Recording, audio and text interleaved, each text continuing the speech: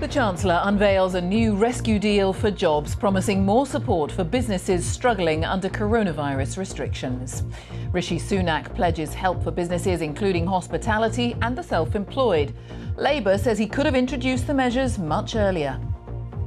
I've always said that we'll adapt and evolve our support as the health situation changes, and that's clearly what's happened over the past few weeks. We're seeing areas move into Tier 2 restrictions, and that's having a particular impact on hospitality businesses, which is why we're keen to support those businesses. Last quarter, we saw a record rise in redundancies. The Chancellor could have done much more if he had acted sooner. And now we see yet another last-minute move. We'll have full analysis of the Chancellor's announcements, also this lunchtime. The number of people reached through Test and Trace in England last week was the lowest since the scheme began.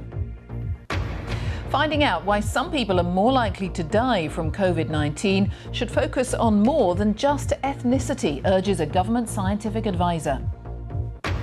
Barack Obama criticises Donald Trump for treating the US presidency like a reality show in a blistering campaign speech supporting Joe Biden. And painting a picture of Sir Tom, how hundreds of artists have been inspired to produce portraits of the champion COVID fundraiser. And in the sport, later in the hour on BBC News, Wales have named their team for the match against France on Saturday, with Alan Wynne-Jones set to equal the world record for Test appearances.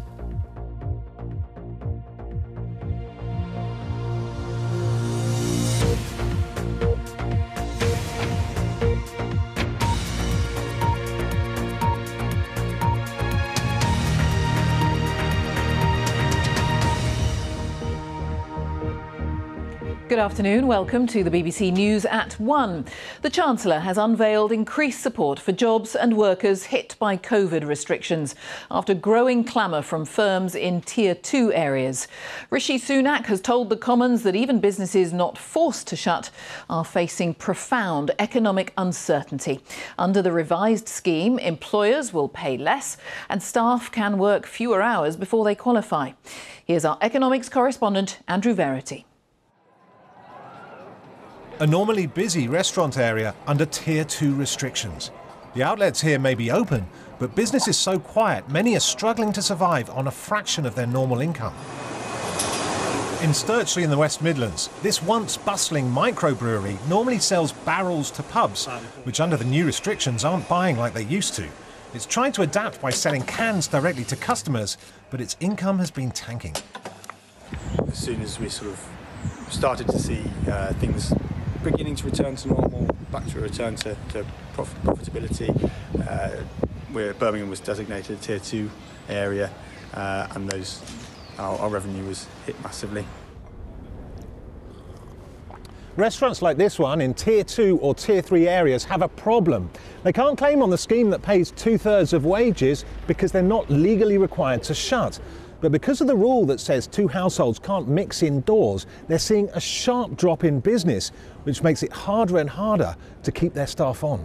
Yes, it's going to be difficult winter. After businesses and unions warned many firms could go under, the Chancellor Rishi Sunak met business leaders today to announce yet another change to the government's job support schemes. I've always said that we'll adapt and evolve our support as the health situation changes, and that's clearly what's happened over the past few weeks. We're seeing areas move into Tier 2 restrictions, and that's having a particular impact on hospitality businesses, which is why we're keen to support those businesses with extra cash grants and a more generous job support scheme, helping them keep those employees in work. The job support scheme announced a month ago helps firms who cut the hours staff work, rather than letting them go, by topping up wages. Previously, the government paid 1/3 of the hours not worked. Now the government will pay 62% of hours not worked, with employers only paying 5%. Under the scheme announced a month ago, staff would have to work at least 1/3 of their normal hours.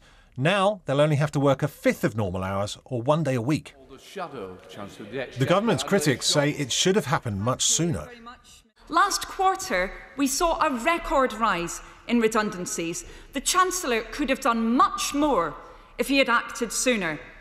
And now we see yet another last-minute move. In Manchester, it's not seen as a coincidence that support for businesses suddenly improves after London goes into Tier 2 restrictions. why now? You know, why has it taken London to go into Tier 2, for Tier 2 support to become a national issue? I mean, that's the question, isn't it? It's the government's fourth change to business support schemes in as many months, and a tacit admission that the job support scheme announced less than a month ago didn't balance enough government support against the financial damage done by antivirus measures. In the economic fallout of the pandemic, the facts have changed and the government's changed its mind. Andy Verity, BBC News. And let's get the thoughts of our political correspondent, Chris Mason, who was listening to that at Westminster. What do you make of it? Afternoon to you, Jane. Time and again we've seen the Chancellor, haven't we, have to make unprecedented interventions in the economy to try and prop up businesses and employees throughout this crisis. And time and again, what he's hoped would be a safety net, well, very rapidly people have pointed out rather big holes in it as we've descended further into the depths of the pandemic. And here we were again with the Chancellor coming back before the House of Commons just a matter of weeks before he was here doing something similar, turbocharging a scheme that hasn't yet properly kicked in. Such has been the rapidity of movement and the development of the virus. There are two big questions, I think, this lunchtime. One is the long-term challenge. The Treasury has been acutely aware for some time that this is no longer a short-term emergency.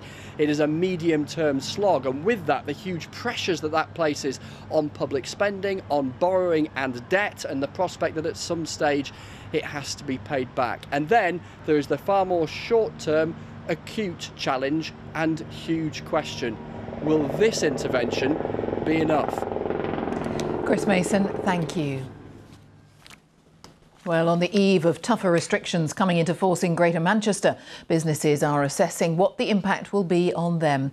Places including betting shops, casinos and bingo halls will have to close, as will children's soft play areas. But leisure centres and gyms can stay open. Our health correspondent Dominic Hughes reports on two businesses in Stockport that face very different futures. 10 reps, if you've got more in you, let's fire it more. Benchmark Gym in Stockport, the last few weeks have been filled with uncertainty. Let's fire a little bit of energy. Will gyms be able to stay open when Greater Manchester moves to the highest COVID risk level, Tier 3? So the fact they'll be able to keep operating through the new restrictions is critical for co-owner Mark.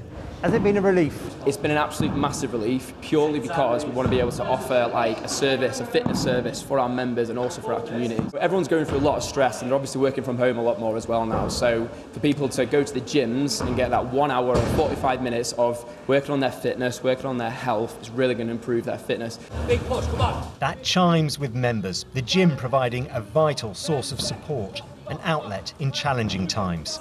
It's improved my life so much in terms of mental health and just getting out, getting things done, getting healthier, getting fitter. And if that had shut, I think it would have made a lot of people really upset. Are you going on that one? A few miles away at the Let Loose Play Centre, the future looks very different. They've been told they have to shut down by the end of today. It's a family business run by sisters Vicky and Deborah. No one's come to check what we're doing, whether it's right. They've just closed us again. Closure means not just a financial hit, there's a cost to their health as well. Sleepless nights, anxiety, actually just such a huge pressure on your shoulders, thinking we're about to lose everything that we've ever worked for. And the effect on our families, because literally it's all we talk about day in, day out. It's going to be a huge impact on the mental health of all our customers and children, because they can't play. Over the winter, there's nowhere for them to play. The Association of Indoor Play says this is an industry on the brink of collapse. And parents we met argued they feel the evidence just isn't there. They're not out here in the field looking at places. They're making a decision pretty much from London about us here, and I just don't think it's fair. It just doesn't make sense when there's a trampoline in place next door and that can stay open. Yet they've got ball pools and soft play. Yet this is such a lovely open space and children are just enjoying themselves. Gyms for now are safe. Ministers say they're talking to the soft play industry to see what further help is needed. But the concern is also around the significant mental health implications of the new restrictions. Dominic Hughes, BBC News, Stockport. Well, Coventry is moving this weekend from Tier 1 to join some of its Midlands neighbours in Tier 2, the high alert level. Phil Mackey is in the city. Bring us right up to date, Phil. Yes, Jane, welcome to next year's City of Culture, Coventry. They just launched that yesterday and now they're preparing to go into the next highest tier of restrictions, Tier 2, at the weekend. Coventry had largely escaped the ravages of the pandemic up until now, but like the rest of the West Midlands, figures have been going up. They're at around 180 cases per 100,000. So George Duggins, who's the leader of the council, said it was disappointing, but also not unexpected, and they welcome the fact that these restrictions are coming in. Andy Street, the West Midlands mayor, who also oversees Coventry as well, has welcomed the statement from the Chancellor, knowing that areas going into Tier 2 and places like Birmingham, which already are in Tier 2, needed that additional help.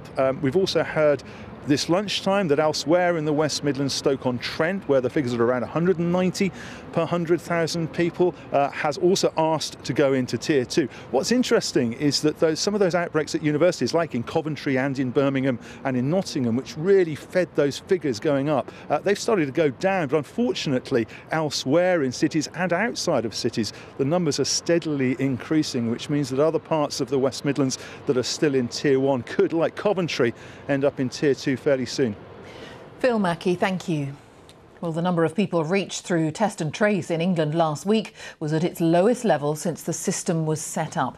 Our health correspondent Anna Collinson is here. What do the figures show, Anna? Yeah, well, while we wait for a vaccine, contact tracing is seen as a key tool to control the virus. It can prevent transmission, it can break chains of transmission, but it can also stop the virus spiralling out of control. Now, like other sets of data we've seen in recent weeks, the latest figures from Test and Trace show infections are rising, with more than 101,000 people testing positive for COVID in England in the week to October the 14th. Now, this is important because Test and Trace works best when incidence is lower. There are warnings that once the virus spreads too far, it can overwhelm the system. There are some positive signs in the data, though. In the past 3 weeks, there have been increasing numbers of people being transferred onto the system. That's around 81%. But there has been a further drop in the proportion of contacts being reached. Last week's figures were the lowest in Test and Trace history at 63%. This week, it's gone even lower at just 59.6%. This is a concern because it means the system is missing a significant number of people who've potentially been infected. The figures estimate more than 101,000 people. And these people may be unaware they're infected and walking around living their lives, potentially passing the virus on to others. And finally, another concern is the time it's taking for results to be turned around at local sites. Last week, only 15.1% of in-person tests received their results in just 24 hours, something Boris Johnson promised would happen at the end of June, and a fundamental requirement for many within the scientific community. All right, Anna, thank you, Anna Collinson. Attempts to find out why people from minority ethnic groups are more likely to die from COVID-19 shouldn't focus entirely on race, according to a scientist advising the government. Dr. Raghib Ali says that focusing on factors including obesity and housing would help more people. Our community affairs correspondent Adina Campbell reports. This is my late brother and myself. Remembering his brother 6 months on since he died of coronavirus. As a family, we think as a hospital or government could do a bit more after my brother passed away. Dr. Peter Tunn was a specialist in neurological rehabilitation at the Royal Berkshire Hospital in Reading. His family says he had concerns about the lack of PPE while at work and died in April after catching the virus. An investigation into his death is ongoing, and the Royal Berkshire NHS Foundation Trust says it's waiting for the results of the report. Today, the government has published new findings on COVID disparities and given more details about how it's going to improve health outcomes for people from ethnic minority backgrounds. They include recording ethnicity on death certificates in England as a way of tracking which groups are more at risk. It's also going to spend £25 million on a new community champions scheme to help protect the most vulnerable, and workplace risk assessments for everyone to improve health conditions and reduce the number of deaths. So why are people from ethnic minorities more at risk of dying from coronavirus? They're more likely to live in poorer areas with limited access to the healthcare they need. And because of this, they may be in shared housing, meaning there's a greater chance of catching the virus. And we know people from disadvantaged backgrounds are more likely to have underlying health conditions linked to higher coronavirus death rates. But one government advisor who's just been appointed to look at this issue more closely says we shouldn't solely concentrate on ethnicity. Look at the actual risk factor that's causing that. Look at their overcrowded housing, their deprivation, their occupation, etc. And then you'll capture everybody. How do you hope that this report will reassure those communities? Deprivation is one of the risk factors which we have taken into account. We're doing this across the population for those people that we believe are vulnerable. I think that we have a responsibility to show that they're not being left behind. And as a black woman, that's something that I've personally taken an interest in. For those who've lost loved ones, today's report has come too late. But the hope is it could help other families avoid similar tragedies. Adina Campbell, BBC News. The time is 16 minutes past 1. Our top story this lunchtime. The Chancellor unveils a new rescue deal for jobs, promising more support for businesses struggling with coronavirus restrictions. Still to come, a new challenge for the Royal British Legion as it launches its Poppy Appeal from veterans' homes. Coming up in the sport in the next 15 minutes on BBC News, as Mesut Ozil's frozen out of Arsenal's European and Premier League squads, the manager Mikel Arteta shoulders some of the blame.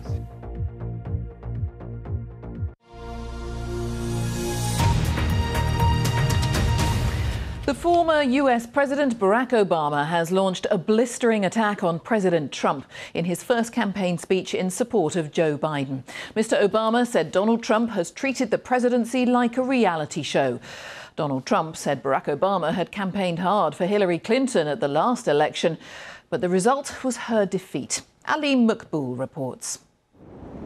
It was a strange way to attend a political event, but they came in their cars to see their former president's first drive-in rally for Joe Biden.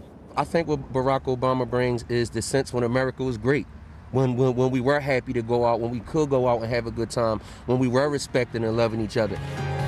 And when Barack Obama got on stage in Philadelphia, he didn't hold back in his criticism of the man who replaced him in the White House, saying Donald Trump's behavior had been unacceptable and a poor example to American children. Why are folks making excuses for that? Oh, well, that's just him.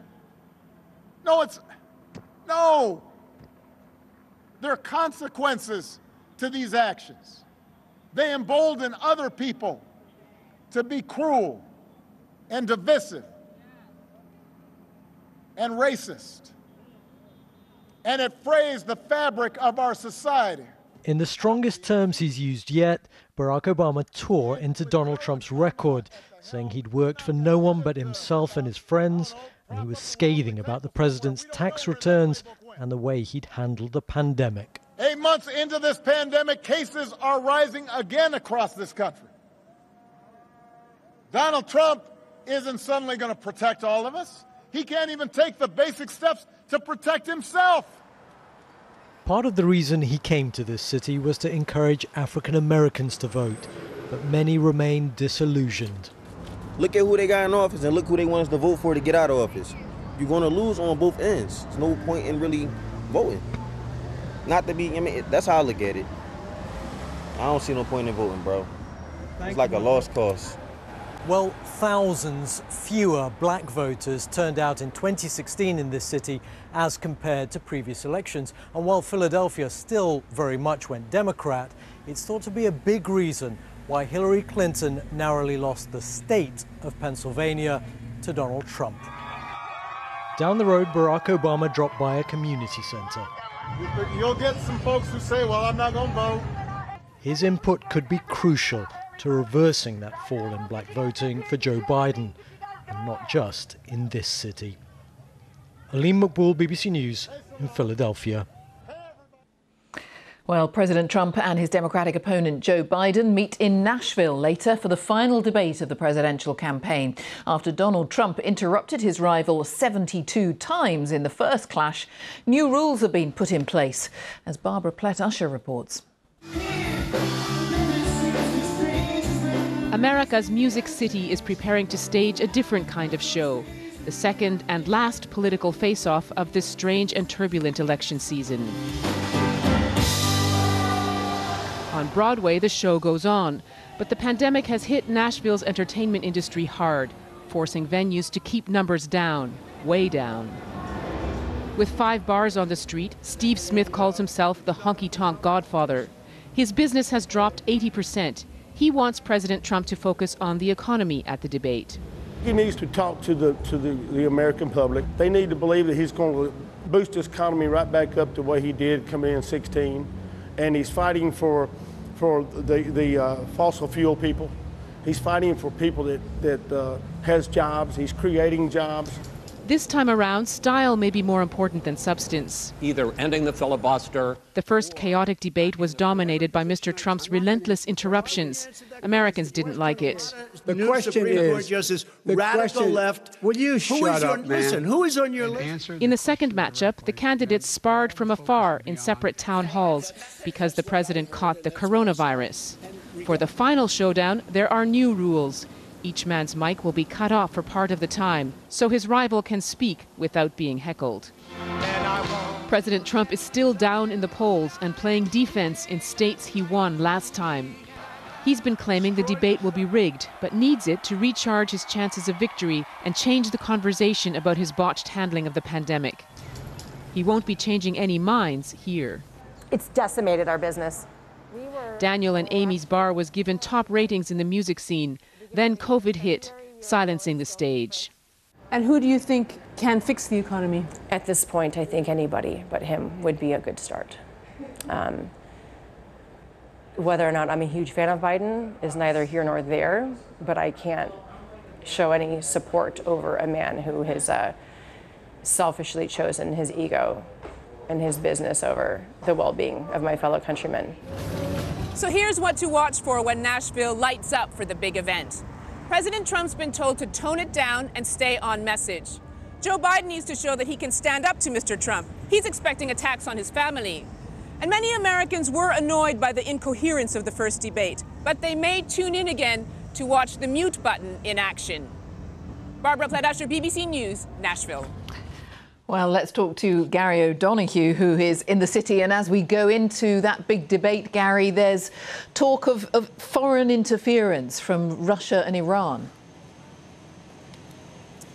Yeah, this is the FBI and the Director of National Intelligence here in the United States accusing Iran of effectively ghosting a whole kind of email attack on a number of Democratic supporters in around 4 states, effectively accusing Iran of trying to imitate a sort of far-right group, the Proud Boys, who have been significant and vocal during the last few months and who the president has talked about. Indeed, in that last debate, he talked about them. Effectively, this email was sent out threatening Democratic voters to vote for Trump or, quote, "we'll come after you." Now, the DNI and the FBI are saying that that was instigated by Iran, having stolen voter registration information. Some of that, of course, is publicly available. Interestingly, Jane, this only really came to light at the beginning of Tuesday. By Wednesday evening, the FBI and the Director of National Intelligence confidently saying that this was down to Iran. Of course, Tehran has denied it, as has Moscow denied another accusation from those two institutions, accusing her of trying to interfere in this election, as they were accused last time around. So while this debate is a huge focus domestically, there's still that huge spectre of foreign interference hanging over this campaign. Jane. Gary O'Donoghue, thank you. It is understood the EU's chief negotiator, Michel Barnier, is in London to resume talks about a post-Brexit trade deal. Our political correspondent, Helen Catt, joins me. Any expectations around this, Helen? Well, the fact that these formal trade talks are starting again does suggest that a deal is still possible. These are being described as intensified negotiations, and they are being held on a set of principles that have been agreed by both sides. Now, you might be thinking, well, hang on, didn't Downing Street say last week that these trade talks were over? Well, yes, it did. Boris Johnson told us that the country needed to get ready for leaving the customs union and the single market in January without a big overarching trade deal. But crucially, the door was left open. Downing Street had suggested that it would get back around the table if the EU moved on certain things. Clearly, it believes that that movement has happened. The sticking points of the negotiations haven't gone away, though. There are still things to be squared on things like fishing rights and on competition law in particular. Michel Barnier said a deal is possible if they both work constructively in a spirit of compromise. There isn't a huge amount of time left, though, so if there is going to be a deal, somebody is going to need to compromise, and it'll need to come soon. All right, Helen Catt, thank you. Undignified and inhumane care. That is the damning conclusion of a report by the care regulator in England into provisions in hospitals for people with learning disabilities and autism. The government, which commissioned the report, says its findings are deeply concerning. Alison Holt reports. Through a hatch in the door of a bare seclusion room, Bethany is reaching out to hold her father's hand. She's a teenager with autism and learning disabilities. For 2 years, Bethany was living in long-stay hospitals, segregated from others because her behaviour was said to be so challenging. This is Bethany now. The 19-year-old is thriving, living in a flat in the community with services built around her. It was her case that led to today's report. Her dad, who had to fight to get her moved, says hospital was always the wrong place for her. The environments Beth was in the hospitals, they were incredibly bright. They were full of fluorescent lighting. That in itself hurts Beth's sensory requirements. The noise in those places, with alarms going off, with people screaming, with doors constantly slamming, they're not therapeutic at all. Somebody like Beth, with her sensory needs, is never going to get better in an environment like that. Despite promises for change following abuse scandals, the regulator says there is still too much poor care in long-stay hospital wards. In some places, patients were restrained on a daily basis, and the time people were secluded or segregated for ranged from 2 days to 13 years. We found that the staff who were looking after people in hospitals often didn't have the skills and knowledge to understand how properly to use restraint, segregation, seclusion.